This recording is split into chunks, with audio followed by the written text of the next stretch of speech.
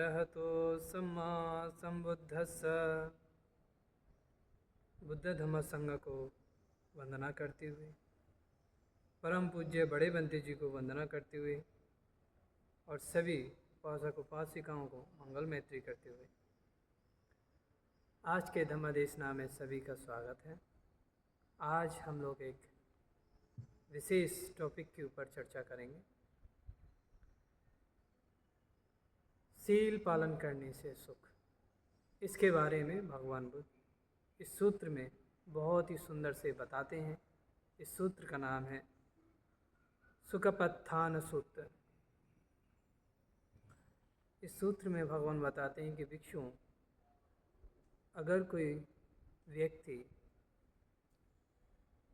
इन 3 सुखों को पाना चाहता है तो वो ज्ञानी व्यक्ति सीलों का पालन करे। कौन से 3 सुख हैं? पहला, कि मेरी प्रशंसा हो। दूसरा, मुझे लाभ हो या भोग संपत्ति प्राप्त हो। तीसरा, जब मैं मरता हूँ, जब ये पंचस्कंध टूटेगा, तब मैं सुगति में पैदा हो जाऊँ। अगर कोई व्यक्ति इन तीनों सुखों को चाहता है तो वो व्यक्ति सीलों का पालन करे, ऐसा भगवान बताते हैं। इसका महत्व बताते हुए भगवान वहाँ ये गाथाएं कहते हैं कि कोई व्यक्ति जब इन 3 सुखों को चाहता है तो उसको ये सीलों का पालन करना चाहिए। और अगर वो पाप नहीं करता है लेकिन पापी व्यक्ति के साथ संगत करता है तो वो भी पाप में सम्मिलित हो जाता जाता है। लोग उनके ऊपर संदेह करेंगे कि वो भी पाप करता है और उनकी निंदा लोगों के बीच में होगा। लोग उनको निंदा करेंगे।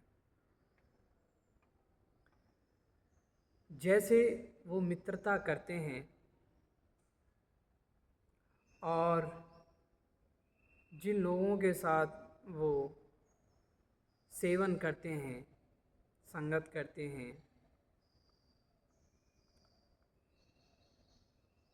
वो व्यक्ति वैसा ही हो जाता है, उनके साथी का जैसा हो जाता है।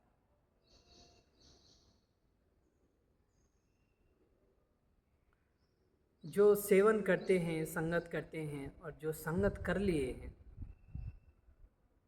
जो संपर्क किए हैं और जो दूसरों से संपर्क करते हैं, वे ऐसे हैं जैसे कि तीर में जहर लगा हुआ है। अगर एक तीर में जहर लगा हुआ है, अगर वो अन्य तीरों से मिलता है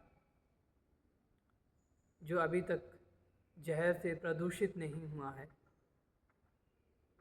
वे भी उनसे प्रदूषित हो जाते हैं, उनमें भी जहर लग जाता है।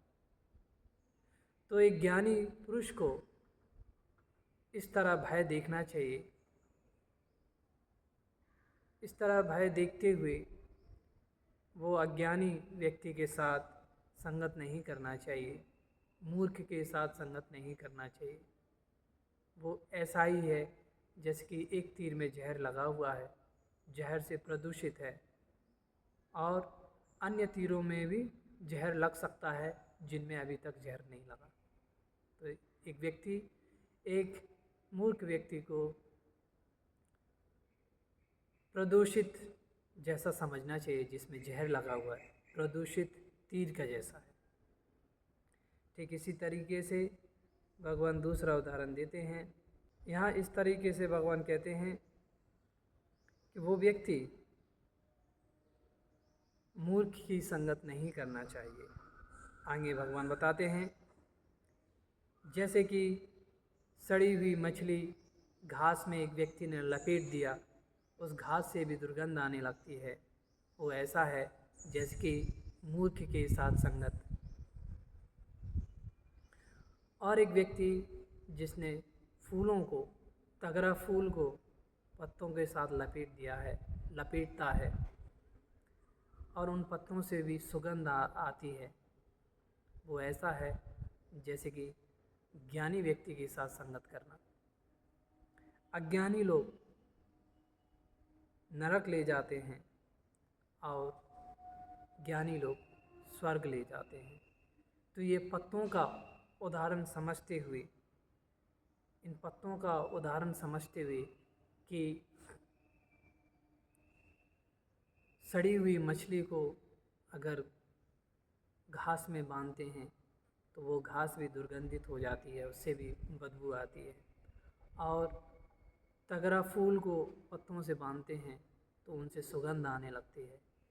इनका विपाक जानते हुए एक व्यक्ति मूर्खों के साथ संगत नहीं करना चाहिए, ज्ञानियों के साथ संगत करना चाहिए। अगर वो ऐसा करते हैं तो एक व्यक्ति इस जीवन में भी सुखी रहता है, अगले जीवन में भी सुखी रहता है। इस जीवन में समाज में उनको प्रशंसा मिलती है और जो खराब मित्रता के कारण धन दौलत खराब होती है, व्यर्थ चली जाती है, वो बच जाएगी। और जो धन दौलत है, धन संपत्ति है, भोग संपत्ति है, उसमें वृद्धि आएगी। और मरने के बाद, ये पंचस्कंध खत्म होने के बाद सुगति में जन्म होगा, वहाँ में आनंद प्राप्त होगा, वहाँ में सुख प्राप्त होगा। तो इतना कहते हुए मैं यहाँ पर समाप्त करता हूँ और सभी के लिए मंगल मैत्री करता हूँ। आप सभी का कल्याण हो, सभी का भला हो।